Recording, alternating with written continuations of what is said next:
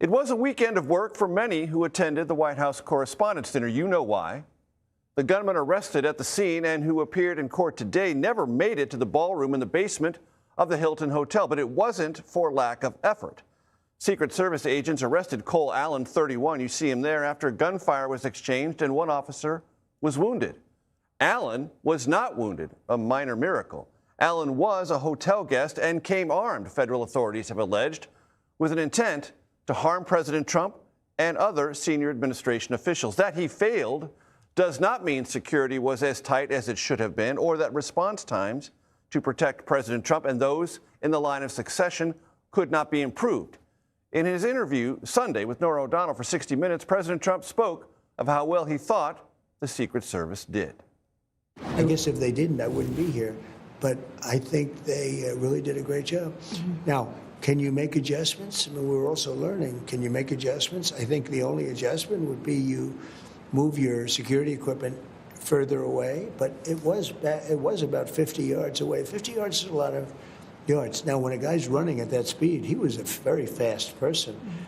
And he got him by a little bit by surprise, but that didn't matter because he was totally subdued very shortly after he passed that one point. We will explore the details and questions around the attack at that dinner momentarily. We will also return to the story that dominated news Saturday before the dinner and everything that transpired there. That's the collapse of talks between the United States and Iran, scheduled to be held in Pakistan. Now, documents or some proposals are supposedly being reviewed and exchanged right now. How serious they are remains an open question. What is known? The Strait of Hormuz remains closed. Oil prices today traded up. Brent crude above $100 per barrel and West Texas Intermediate just below $100 per barrel. Those are price points that signal prolonged pain at the pump and persistent energy-related inflation. We begin tonight with CBS News Homeland Security correspondent Nicole Sganga. Nicole, catch us up on what we learned in that court appearance today. Yeah, this is an absolutely thin indictment, Major, but we did see Cole Allen, the alleged gunman in the White House Correspondents' Dinner, thwarted attack in court for the first time today. And we did learn a little bit more about the timeline of the suspect here in those court documents, namely that on April 6th, Allen made a reservation at the Washington Hilton. He had booked a room for April 24th to April 26th.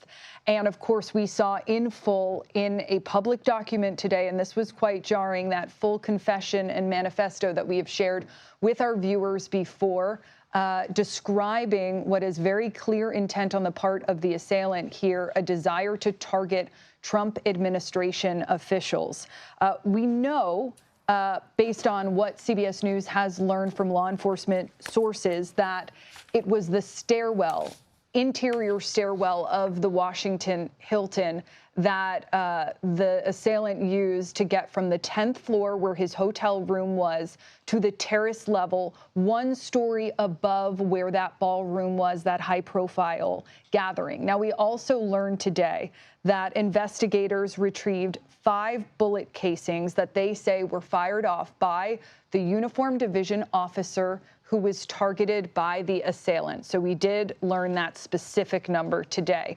What is interesting and unclear is whether or not Cole Allen actually got a shot off with his shotgun. We heard directly from Todd Blanche, the acting attorney general, who said it appeared as though a single buckshot was fired from the gunman's buckshot, allegedly, but that investigators have not been able to recover the remnants of that bullet yet, and so fueling even more speculation of possibly friendly fire, though we did not get any indication that that is what happened. We also learned that the alleged gunman, tripped and fell before law enforcement, tackled him, stripped him down, and ultimately apprehended him. I want to play a little bit of sound from the press conference that we were all at the Department of Justice.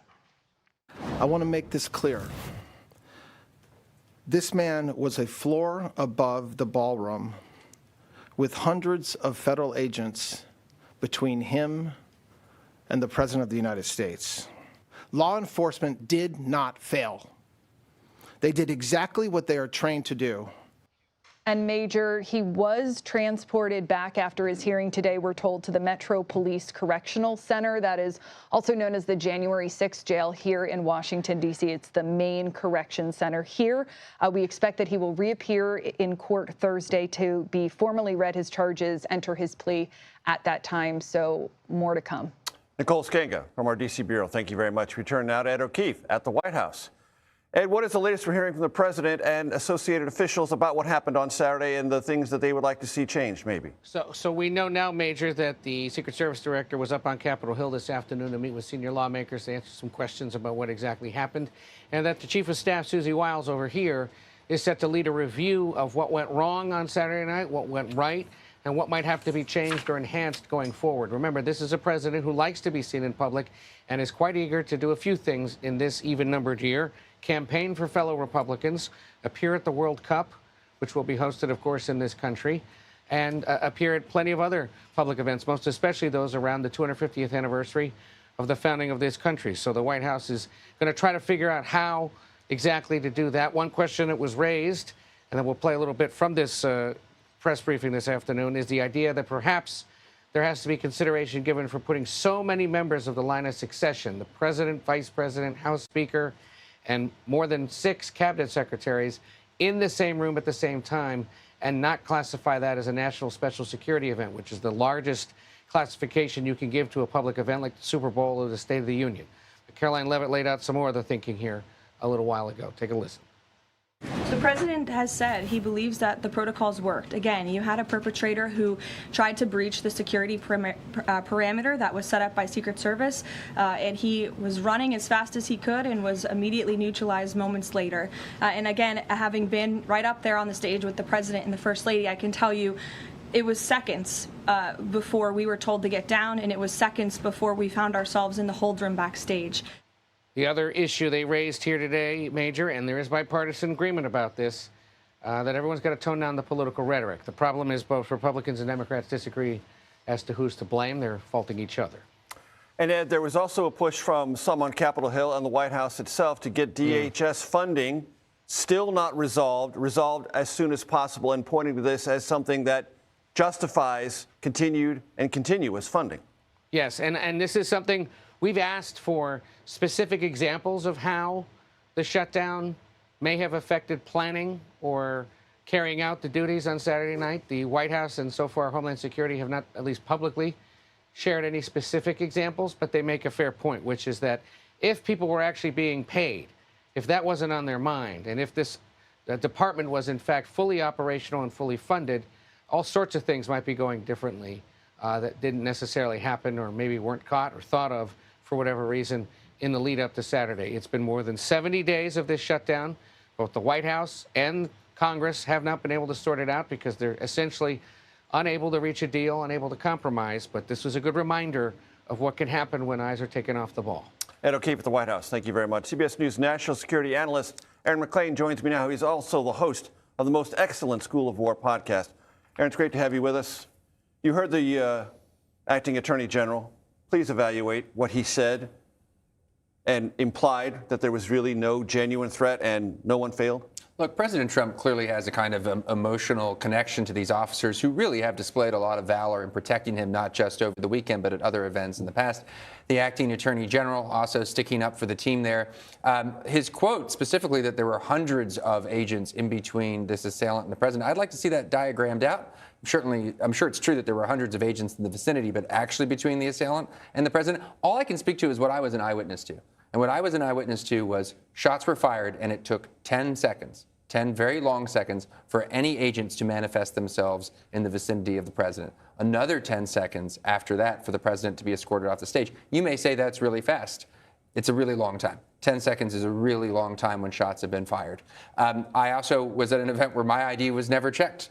I was at an event where the security perimeter that the metal detectors were set up at, where this incident where the gunman was finally taken down occurred in the vicinity of, was essentially at the threshold of the ballroom itself. And when you go through those doors, you have a clear line of sight to the platform. So the question is not, did we succeed in stopping this likely mentally unstable, tactically sort of silly person who we just learned today seems to have tripped and fallen before he was taken down. How would it have gone had the assailants been more serious? had there been 3, 4, 5 of them with expert training and a real readout of what that building was like and what that ballroom was. Yes, sir, absolutely. And that's the standard to which this event should be held. Not whether we succeeded in clearing the low bar, but based on what we just witnessed our capabilities being, the Secret Service capabilities being, would we succeed in clearing the high bar of a more serious attempt? You and I have been talking for weeks now about the war with Iran. Evaluate where we are. Strait of Hormuz and these dialogues that are on paper or maybe things being passed back and forth, but no one really talking face to face. It continues to be a game of economic chicken. We have our blockade, the United States' blockade of Iranian ports. We have the Iranian closure of the Strait of Hormuz. There has been some, I don't know, movement probably overstates it, but reports over the course of the last 24 hours or so that the Iranians have an offer that if we're willing to lift our blockade, the Iranians will then engage in discussions about opening the Strait of Hormuz. Of course, you recall that when the ceasefire began, part of the condition of the ceasefire was that the Strait of Hormuz be open. The United States, in the end, imposed the blockade because the Iranians didn't open the strait. So we're kind of going in circles here. Not only that, but one of the things that the Iranians said about reopening the Strait of Hormuz is we'll do that provided we extend way into the future specific talks about the future of a nuclear program within Iran. That cannot be a starter for the Trump administration. It would not appear. Extend nuclear issues into the future and also all other issues. Questions of proxies. Of course, we have renewed fighting between Israel and Hezbollah out in Lebanon. These are the issues that the United States went to war over, and the Iranian offer is essentially, we'll consider reopening the strait and talk about all that stuff later. Which we should remind ourselves was open when this started. That's right. That's right. And the Iranians essentially closed it pretty early on in the fighting, and so far the United States has not made an effort to open it. Help my audience understand a little bit better, Aaron, from your perspective, Israel, Lebanon, Hezbollah.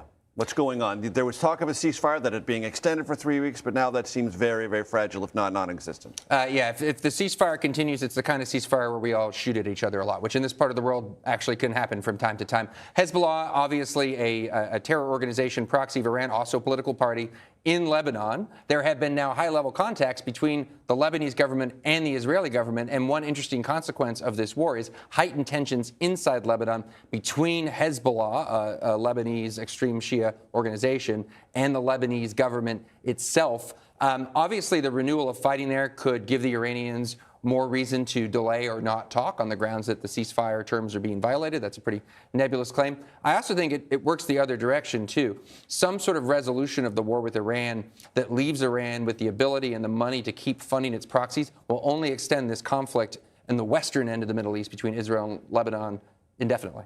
Aaron MacLean, always great stuff. I appreciate it very much. Thank you.